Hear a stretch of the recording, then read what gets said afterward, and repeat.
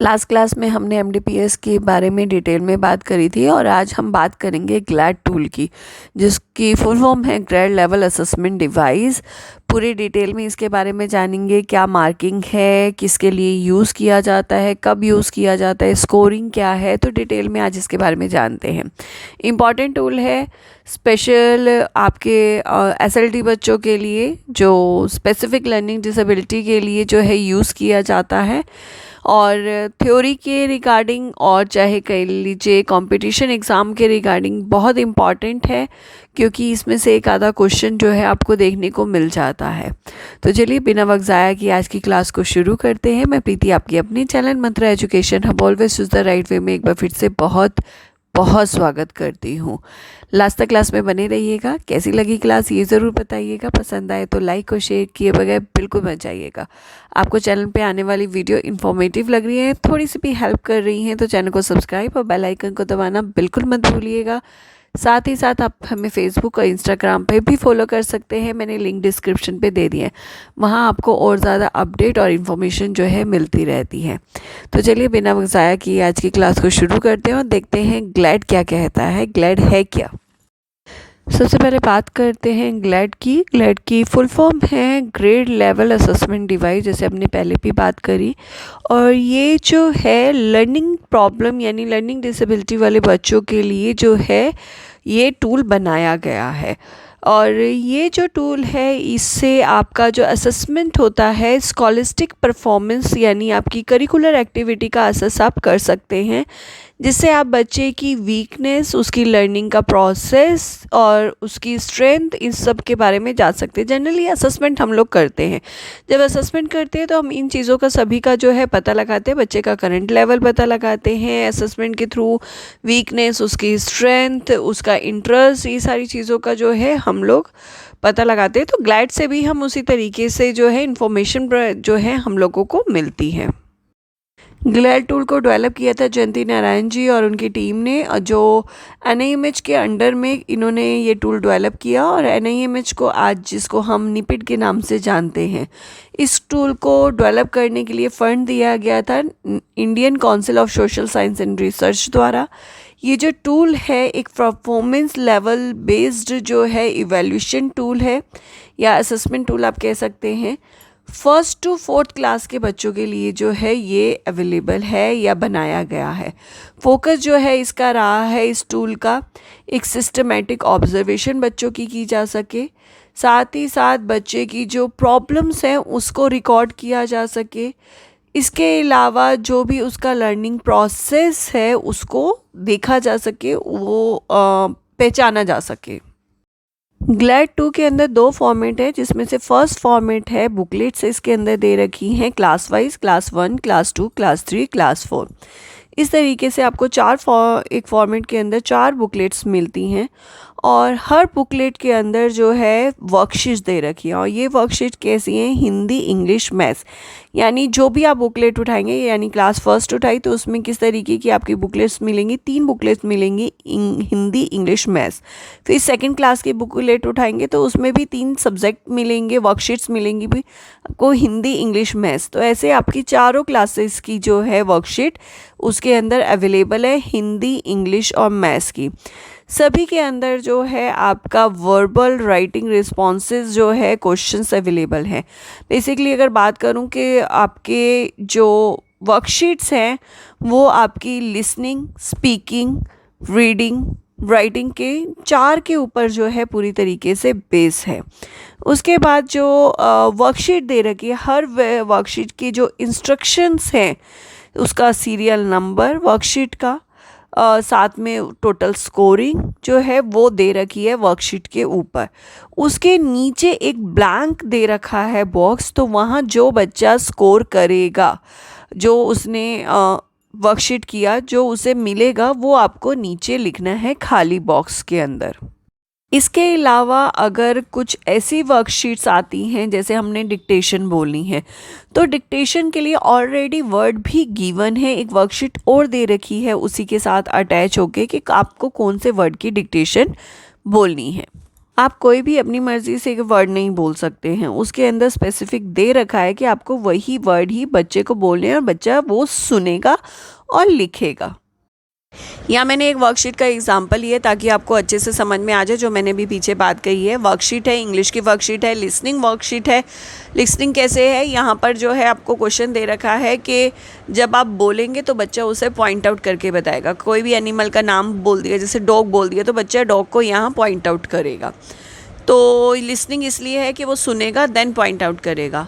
यहाँ पर आप ऊपर देख सकते हैं, ऊपर वाले बॉक्स के अंदर क्या है, शीट का नंबर दे रखा है 1.1.2 और टोटल स्कोरिंग दे रखी है। सभी के लिए एक एक नंबर है और टोटल 5 एनिमल है, तो टोटल ये वर्कशीट का कितना हो गया, 5 नंबर्स की है। और जितना भी बच्चे ने स्कोर किया, जितना सही जवाब दिया, उसे खाली बॉक्स में आपको नीचे की साइड आप देख रहे हैं खाली बॉक्स है, उसके अंदर आपको लिखना है। ये आप देख रहे हैं स्कोरिंग शीट है। ये स्कोरिंग शीट हर क्लास की जो आपकी बुकलेट होगी उसके लास्ट में है और जितने भी आपकी वर्कशीट हैं उसके आगे बच्चे ने कितना स्कोर किया तो वो आपको यहाँ पर लिखना है। अब यहाँ पे अभी मैंने जो सर्कल लगा रखा है इसकी उस पर भी सर्कल लगा रखा है। यहाँ पे उसका नंबर जो है वो दे रखा है 1.2। तो इसके अंदर हमने देखो डॉग, कैट, हैट जो उसमें थे, रैट सॉरी, तो वो नंबर आपको प्रोवाइड करते जाने हैं। बच्चे ने ये वाला सही जवाब दिया, ये वाला सही जवाब दिया, या कह सकते हैं एक खुल के जो है स्कोरिंग जो है आपको करनी है। अब उसमें तो आपने लिख दिया कि 2 नंबर, अब 2 नंबर किसके वो आपको यहाँ पे बताना है कि बच्चे ने कौन से जो 2 एनिमल है उसे पॉइंट आउट किया है। तो ये पूरा डिटेल जो है आपको फिल करना है हर वर्कशीट का। नेक्स्ट आते हैं फॉर्मेट सेकंड की ओर। फॉर्मेट सेकंड के अंदर 3 सेक्शन है, सेक्शन 1, सेक्शन 2, सेक्शन 3। अब यहाँ पर जो है सेक्शन 1 के अंदर बेसिकली बच्चे की इन्फॉर्मेशन लेना है, उसकी पर्सनल डिटेल हो गया, फैमिली हिस्ट्री हो गया, उसकी स्कूल हिस्ट्री हो गया। उसके बाद सेकंड फॉर्मेट जो है वो थर्ड फॉर्मेट पे बिहाफ है। जो थर्ड फॉर्मेट के अंदर है वो जब आप ये वर्कशीट करवा रहे होंगे तो उस दौरान जो है जो चीज़ें आपने ऑब्ज़र्व करी हैं वो आपको लिखनी है। बच्चे की स्पीच कैसी थी, बच्चे का पॉइंट आउट कैसे था, बच्चे का स्पीकिंग स्किल कैसे था, उसी से रिलेटेड इसके अंदर क्वेश्चंस हैं, तो वो आपको जो है भरना है। उस बेहाप पर जो है सेकंड वर्क फॉर्मेट जो है आपको वो फिल करना होगा और रेफ़र कर सकते हैं आप फिजिशियन से। जहाँ भी जो भी प्रॉब्लम होगी तो आपको बच्चे को आगे कहाँ भेजना है वो जो है सेकंड फॉर्मेट के अंदर जो है आपको भरना है कि बच्चे को किस किस चीज़ की नीड है। इसके अलावा एजुकेशन के अलावा जो आपकी एजुकेशन के अंदर भी हेल्प होगी, क्योंकि अगर स्पीच अगर बच्चे में नहीं है और उसकी स्पीच थेरेपी नहीं हो रही है तो आप जितना मर्ज़ी उसको बुलवा लीजिए वो नहीं बोलेगा, तो कहीं ना कहीं आपको स्पीच थेरेपी की ज़रूरत होगी। तो ऐसे बहुत सारे आपको पता है स्पेशल फील्ड से हैं, स्पेशल बच्चों के लिए बहुत सारी थेरेपीज अवेलेबल होती है डिफरेंट उनकी नीड के अकॉर्डिंग, तो वो आपको रेफ़र जो है करनी होती हैं। ये देख लीजिए, तो मैं एग्ज़ाम्पल लेकर आई हूँ। ये आपका फर्स्ट सेक्शन है जिसमें बच्चे का नाम, एड्रेस, उसकी एज, उसकी क्लास कौन सी है, उसका स्कूल कौन सा है, उसके फैमिली की इनकम क्या है, सारी जो है वो डिटेल दे रखी है। नीचे अगर सब्जेक्ट हैं तो कौन पहले उसने जो सब्जेक्ट लिए हुए हैं या जो उसके पढ़ रहा है उसमें क्या क्या उसने स्कोरिंग कर रखी है, उसके बारे में पूरी डिटेल जो है वो लेनी होती है। ये सेकंड सेक्शन है, आप देख सकते हैं। ये आपको फिल करना है जब आप बच्चे के साथ काम कर रहे हैं, ऑब्ज़र्व कर रहे हैं, उसे वर्कशीट करवा रहे हैं, तब आपने जो चीज़ें ऑब्ज़र्व करी वो आपको उस बिहाफ पर जो है फ़िज़िकल एग्ज़ामिनेशन जो है बच्चों का करना है। और अगर आपको कहीं नीड लग रही है तो आगे जो है डॉक्टर्स के पास जो है रेफ़र करना है, प्रोफेशनल्स के पास अकॉर्डिंग टू नीड। अगर आपको हेयरिंग में प्रॉब्लम लग रहा है तो आप ऑडियोलॉजिस्ट के पास जो है वो रेफ़र करेंगे। अगर स्पीच में प्रॉब्लम लग रही है तो स्पीच थेरेपिस्ट के पास रेफ़र करेंगे। तो इस तरीके से आपको रेफ़र करना है। उसके बाद आप सेक्शन 3 देख सकते हैं। इसमें ये भी जब आप बच्चे को वर्कशीट करवा रहे होंगे तब आप देखेंगे कि आपको फिल करना है पूरा, जैसे ओरल रीडिंग हो गया, साइलेंस रीडिंग हो गया, रीडिंग कॉम्प्रीहेंशन हो गया। तो जब आप वर्कशीट करवा रहे हैं उस दौरान इन चीज़ों को दिमाग में रखते हुए आपको ऑब्ज़र्व करना है कि बच्चा ये सारी चीज़ें कर पा रहा है। अगर कर पा रहा है जो स्किल्स कर पा रहा है तो उस पर आप टिक लगा देंगे। नेक्स्ट है writing, arithmetic computation, arithmetic reasoning. ये साइड पर जो है पर्टिकुलर अगर कोई स्पेशल कोई चीज़ है जो आप लिखना चाह रहे हैं, इंफॉर्मेशन रखना चाह रहे हैं कि ये पर्टिकुलर स्पेसिफिक इस चीज़ में उसको दिक्कत हो रही है, तो वो साइड बाय साइड आप लिख सकते हैं। और नेक्स्ट है आपका ओरल रीडिंग। हिंदी में ही पहले हमने जो बात करी थी इंग्लिश की थी, वो अब जो ये बात कर रहे हैं हम हिंदी की है। साइलेंट रीडिंग हो गया, रीडिंग कॉम्प्रीहेंशन हो गया, राइटिंग हो गया। यहाँ पर भी आप देख सकते हैं स्पेसिफिक हम लोगों ने एग्जाम्पल देकर जो है बता रखा है कि ऐसे कोई दिक्कत आती है तो हम इस तरीके से लिख सकते हैं साइड बाय साइड, बट जो भी आप इन्फॉर्मेशन दे रहे हैं वो क्लियर होनी चाहिए। इसके अलावा नीचे खाली स्पेस है, आप इसमें भी अगर कोई इन्फॉर्मेशन प्रोवाइड करना चाहते हैं तो वो लिख सकते हैं। कोई भी ऐसा स्पेसिफिक बिहेवियर जो बच्चे इस लिस्टेड में नहीं है लेकिन आपको लगता है कि आपको लिखना चाहिए या इन्फॉर्मेशन जो है प्रोवाइड करनी चाहिए, तो आप लिख सकते हैं। लास्ट आप यहाँ देख सकते हैं कॉम्प्रीहेंसिव समरी रिपोर्ट है। पूरी तरीके से जो क्वेश्चन पूछा गया वो जवाब देते चले जाएंगे। सिंपल सा है, बच्चे का नाम क्या है, बच्चे की एज क्या है, बच्चा करंटली कौन सी क्लास में है, कौन सी क्लास की आप वर्कशीट यूज़ कर रहे हैं, यानी आप ग्लैड के अंदर जो भी बुकलेट आपने यूज़ की है कौन सी क्लास की करी है। इसके अलावा यहाँ पर आप देख सकते हैं कि इंग्लिश, हिंदी, मैथ्स 3 सब्जेक्ट के जो है आपको समरी रिपोर्ट देनी है।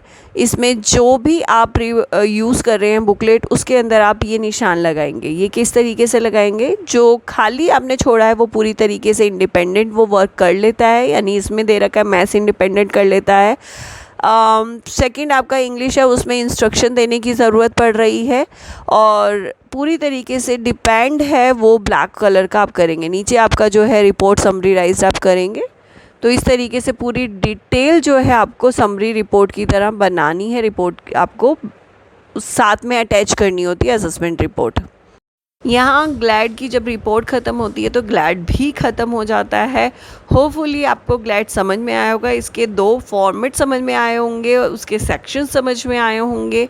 अगर आपको कहीं जब भी आप भरने बैठे और कहीं पर भी आपको दिक्कत आती है तो आप कमेंट सेक्शन में लिख सकते हैं। मैं कोशिश करूँगी उसका ज़रूर आपको रिप्लाई करने की, और कोशिश करूँगी कि आपको जल्दी से जल्दी उसकी जो है प्रॉब्लम जो है आपकी दूर कर सकूँ। तो आज के लिए बस इतना ही। जाने से पहले अगर आज की क्लास पसंद आई हो तो लाइक शेयर ज़रूर कर दीजिएगा। साथ ही अगर आपको चैनल पे आने वाली वीडियोस या आपको इन्फॉर्मेशन जो है वो अच्छी लग रही है या आपकी हेल्पफुल है तो जल्दी से चैनल को सब्सक्राइब और बेल आइकन को जल्दी से दबा दीजिए।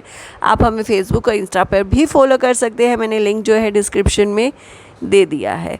तो चलिए जल्दी से जाइए वहाँ पर भी फॉलो कर लीजिए, क्योंकि बहुत सारी अपडेट और इन्फॉर्मेशन वहाँ पर भी आपको मिलती रहती है। तो आज के लिए बस इतना ही। एक बार फिर से हाजिर होंगी एक नए टॉपिक के साथ, एक नई अपडेट के साथ। नमस्ते, शुक्रिया।